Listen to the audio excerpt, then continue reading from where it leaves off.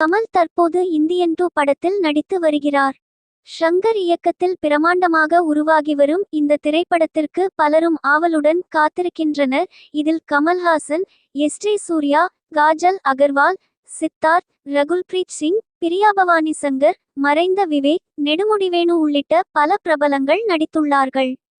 Indian 2 படத்தின் படப்பிடிப்பு மொத்தமும் நிறைவடைந்துவிட்டது என்றும் அதன் அடுத்த பாகத்தை இயக்குவதில் ஷங்கர் பிஸியாக இருப்பதாக திரையுலக வட்டாரத்தில் பேசப்பட்டு வருகிறது. இந்நிலையில் கமல்ஹாசனின் புதிய புகைப்படங்கள் இணையத்தில் வெளியாகி உள்ளன. சினிமா, அரசியல் என மாறி மாறி படுபிஸியாக இருக்கும் கமல்ஹாசன் தற்போது புதிய லுக்கில் புகைப்படங்களை வெளியிட்டுள்ளார்.